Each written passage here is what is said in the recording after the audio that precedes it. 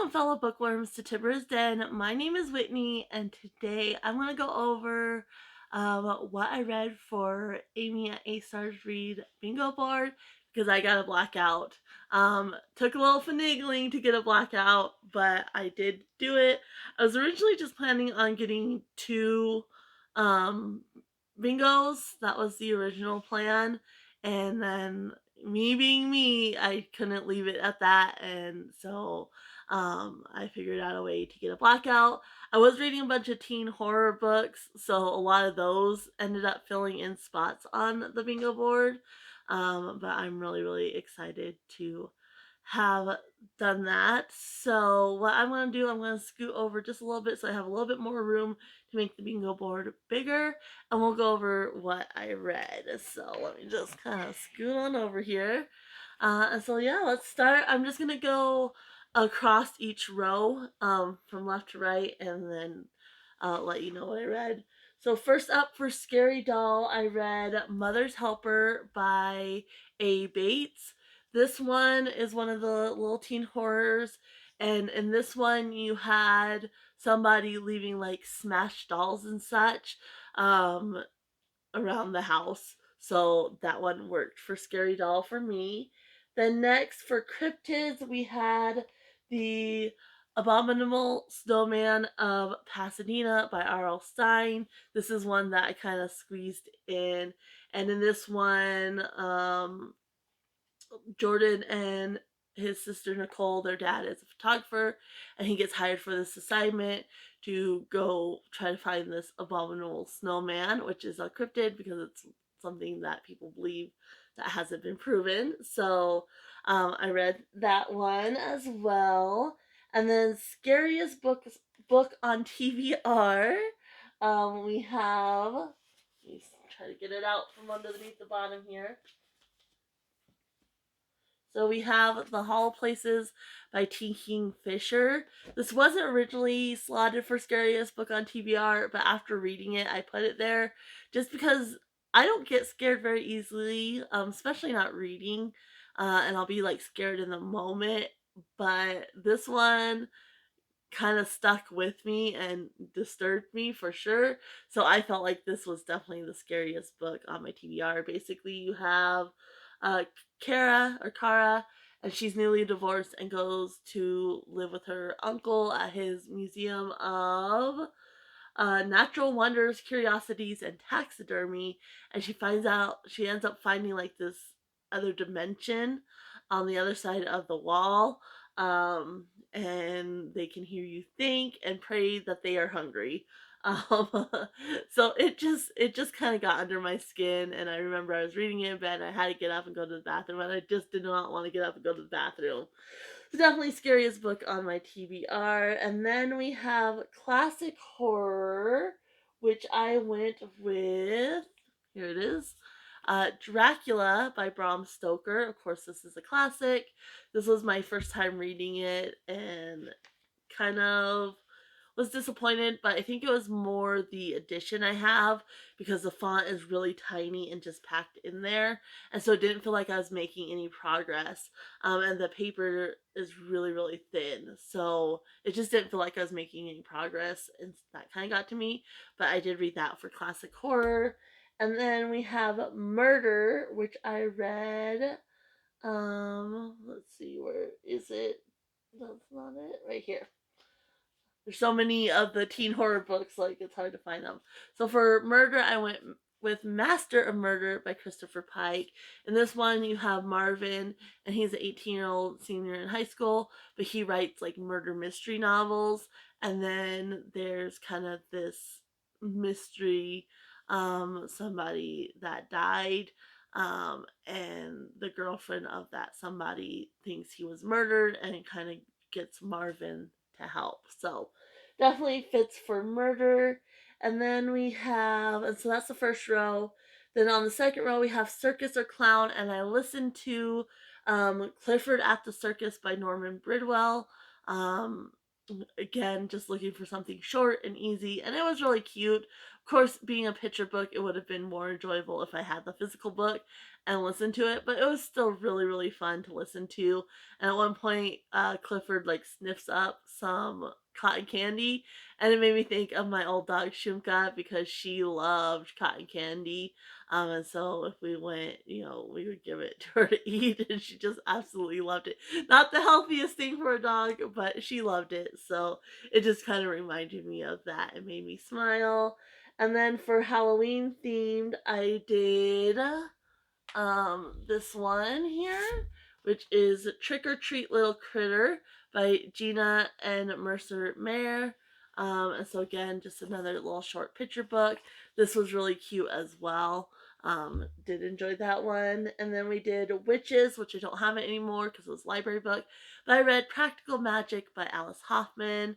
Another one, the movie is one of my all-time favorites, but I had never read the book. And I saw it going on a lot of TBRs this year, and so I wanted to read it for Halloween month, and so I did that. And let's see, Stephen King, I did read, it's over here, Salem's Lot, which is one, I'm not a Stephen King fan, but I remember reading this when I was younger, and actually enjoying it and being able to get through it. So I never read the end of it though, and I didn't really remember it at all. I mean, I was young.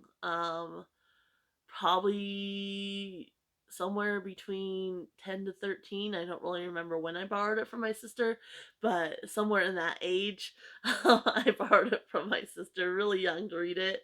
And it was like the only Stephen King book I could actually get through. And so I read it, and I actually enjoyed this one. There were some problems with it, it's very dated, but I really, really enjoyed this one. So that was my Stephen King book. And then scary cover, I went with, where is it? Is the question. It's over here. So for scary cover, I went with the Snowman by R.L. Stine. Obviously, this is not the scariest cover in the world, but there's just something so sinister about it, like how dark it is, the snowman with his head just off, and the font and color they use. It just feels sinister, and to me, sinister is more scary to me than like outright like horror is. And this just gives a sinister feel to me. So that's why I chose that one for scary cover. I'm sure other people would think other covers were scarier than that one, but that's it for the second row. So the third row, we have spooky book with a voice of reason character. And for that one, I chose Road to Nowhere by Christopher Pike. This one you have Teresa, and she kind of runs away from home, and she ends up picking up these two hitchhikers. And the one hitchhiker I would definitely say is a voice of reason. It doesn't appear to be in the beginning, but by the end she definitely is. So that's why I chose that one. And then let's see here. Zombies, I went with Septic Zombie by Akila Robinson, who was a 7-year-old girl at the time she wrote this book. And it was cute. It was really, really cute. You had like a rock star zombie and a ballerina zombie. Like clearly the mind of a child wrote the book. So some of the logic didn't make sense, but it was really, really fun and really cute. So I did enjoy that one. Like I said, I listened to that one. And then for black or orange cover, I went with Halloween Night by R.L. Stine. So, I mean, you have the orange and the writing and the pumpkin and then the black background. So I thought that worked really, really well. And then Ghost Story, I went with um, The Third Horror by R.L. Stine. Um, so this one you have Cody, and she goes back to 99 Fear Street where the spirit of her dead sister Callie is trapped. And you get kind of the ghost perspective in some points. And so this worked perfectly for that one. And then that is it for row 3. So row 4 for Nevermore, Poe or Ravens, I chose Edgar Allan Poe's Tales of Mystery and Madness, illustrated by Chris Grimley. This has 4 different goes The Black Cat, The Masquerade of the Red Death, Hot Frog, and The Fall of the House of Usher. So um, that's what I did for the Poe one. And then dystopian or post apocalyptic, I chose Impact Winter by Travis Beecham. Again, audio, this was a full cast audio, and I absolutely loved it so much. It had all the right vibes, perfectly spooky, and being full cast, it was so immersive. I'm definitely going to be looking for more full cast audio in the future. And then let's see here. For Blood on Cover, I went with The Inferno by Dante, just because that was the only one I had that appeared to have blood on the cover. And you can see, like, there, I would say that was blood. Um, but it's really kind of hard to tell. But that I went with that one, which definitely kind of disturbing for sure. And then for vampires, I had so many options for this, but I ended up choosing um, The Last Vampire 2 Black Blood by Christopher Pike, just because I, it was like one of the last ones I read yesterday. Um, and so it worked for that slot, and so I could just get the bingo board Blackout. I was originally going to use the Circle trilogy by Nora Roberts, but I decided to go with this instead, which this one had a very interesting take on vampires, which I enjoyed. So there's that one. And then let's see here, Haunted Places, I went with um, Gallant by V. Schwab. Definitely haunted for sure. So really enjoyed that one as well. And then that is it for row 4. It's over for row 5, the last one. We have Graveyard, which I went with the Dead Game by A. Bates. You can see the tombstone and such right on the cover, and there is kind of a prank that they do in a graveyard. So I figured that one worked. And then, excuse me, Ancient Evil, I went with Chain Letter 2, The Ancient Evil by Christopher Pike. Again, there is multiple ones I could use for this one, but this one literally has The Ancient Evil right on the cover, so I had to go with that one for sure. And then let's see here. For The Depths Below, this one's kind of stretching it just a little bit, but not really in my mind. I went with Beach House by Arlstein because there is one scene with sharks, and I consider sharks coming from the depths below, and so I'm counting this one for that. So that is Beach House. And then for body horror, I ended up reading The Island of Dr. Moreau by H.G. Wells.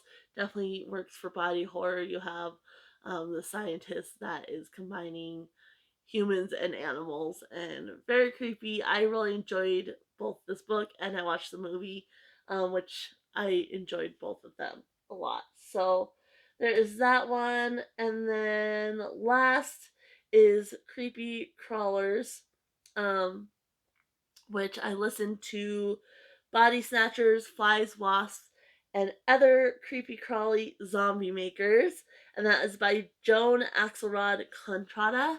And so this was a little nonfiction aimed at children, and it's talking about different insects that are parasitic.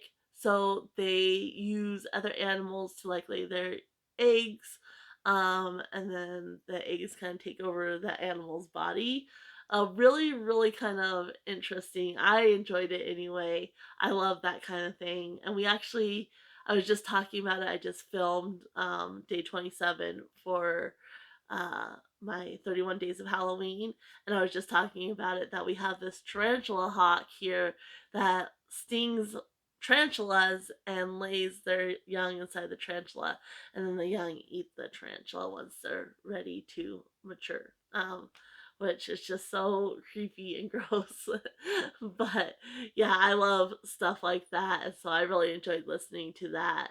There's a lot of wasps on there, a lot of flies that are parasitic and such, but really, really quite cool and informative. So that was the last one. So I did get the Blackout with the free space, of course. And yeah, I had a really good reading month so far. Of course, there's a few days left when I'm filming this. We have 4 days left, I think. So have some reading to still knock out. But I think I had a really good month. And even though I wasn't planning on getting a blackout, um, I was just wanting two bingos. I definitely went crazy, which I tend to do, which is why I don't do like readathons and such because I take them way too seriously. But I'm still pretty pleased that I was able to work these all in and get them knocked out with some time to spare in the month. So that is it. Let me know if you did anything with Amy at AStar Reads bingo board, or if you participated in any spooky readathons or anything like that, and what your favorite book of the month has been so far. And I'm going to go ahead and leave you guys here. Happy reading, everyone. Bye.